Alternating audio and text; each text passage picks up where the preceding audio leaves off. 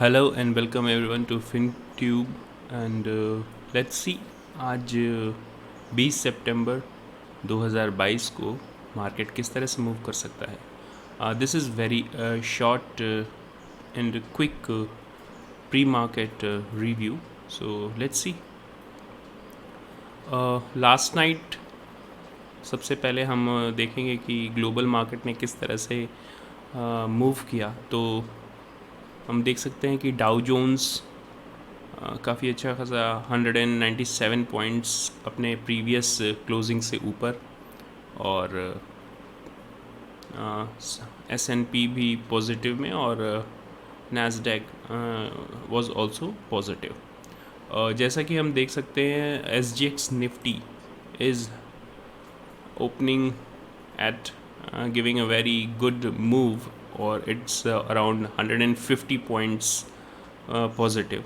सो आज हम निफ्टी में एक निफ्टी और बैंक निफ्टी दोनों लेवल पे एक अच्छी खासी गैप अप ओपनिंग देख सकते हैं। But the thing interesting thing is हमें ये देखना होगा कि ये गैप अप कितना सस्टेन होता है। अगर ये गैप अप सस्टेन करता है, एक अच्छा खासा टाइम बिताता है, let's come to the Nifty chart. ये गैप अप एक अच्छा खासा टाइम बिताता है 17,800 के ऊपर, तो हम 18,000 तक की मूव देख सकते हैं। Here is the scale. 17,800 के ऊपर एक अच्छा खासा टाइम बिताने के बाद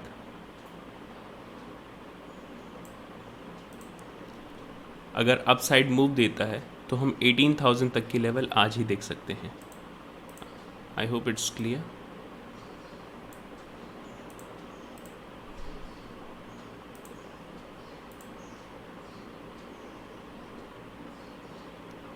हाँ, अगर ये गैप अप सस्टेन नहीं कर पाता है, क्योंकि मार्केट में सेंटिमेंट्स अभी पॉजिटिव दिख रहे हैं, हालांकि बॉन्ड यील्ड्स में थोड़ा सा कूल ऑफ दिखा है, लेकिन अभी भी 3.4 और 3.9 और 3.7, तो अप्रॉक्सीमेटली 3.5 के ऊपर बॉन्ड यील्ड चल रही है, which is the main concern. Also the thing is, हमने कल भी इस बात की चर्चा की थी कि there is confusion in India also about Fed Reserve decision of Fed Reserve.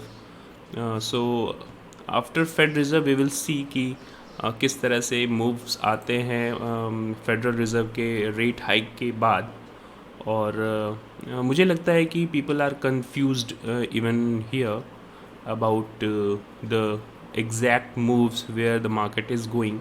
सो किसी भी तरह की एग्रेसिव लॉन्ग या शॉर्ट बनाने से बेहतर होगा कि अपनी पोजीशन साइजिंग को छोटा किया जाए, और फेड रिज़र्व के डिसीजन के बाद ही किसी तरह की डिसाइसिव मूव की तरफ या डायरेक्शनल मूव हम ले सकते हैं। प्राइस एक्शन जो अभी शो कर रहा है एक confusion kind of price action formation है, और इसके बेसिस पे हम एक डायरेक्शनल मूव नहीं ले सकते। हाँ, अगर इस बेसिस पे, इस लेवल्स पे निफ्टी पे एक अच्छा टाइम बिता के ये 17,800 के लेवल को ब्रेक करता है एक अच्छी वॉल्यूम के साथ, तो हम ये 18,000 के लेवल को आराम से टच कर सकते हैं। But remember the thing, 18,050 to 18,100 is major resistance.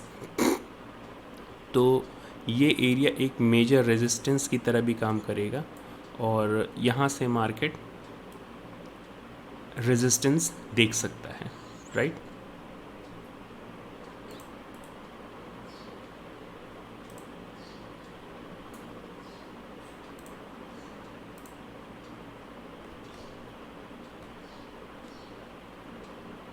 I hope things are clear with Bank Nifty. Now let's see what's with sorry, things are clear with Nifty. Now let's see what is with Bank Nifty.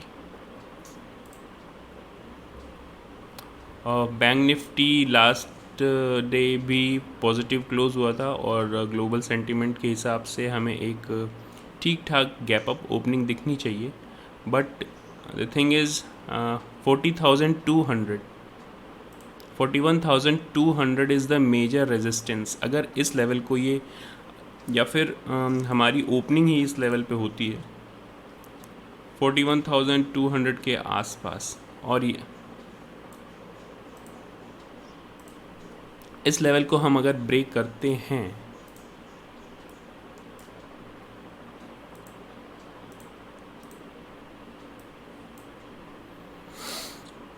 तो ऊपर की तरफ हम 41,500 भी touch कर सकते हैं, but with sustainable time, right. और 40,700 को अगर हम ब्रेक करते हैं तो डाउन साइड मूव भी खुले हैं। सो किसी भी तरह की डायरेक्शनल मूव को लेने से पहले आप अपनी पोजीशन साइजिंग मेरी हिसाब से कम रखिए। That will be the better option for anyone who wants to trade specially in index. और US futures are still positive almost. Asian markets are also positive, so there are some positive sentiments, but the thing is हमें ये देखना होगा कि ये positivity कितनी देर तक sustain होती है, बिकॉज अभी US में फेड रिज़र्व की 2 days जो डिसीजन पेंडिंग है उनका रेट हाइक्स पे, और उनकी मीट है, पॉलिसी रिव्यू है, so that will be most deciding factor over the all over the globe. So I hope this review, you are liking this pre-market review, and I'm trying to create more. So if you liked it, subscribe, and thank you very much.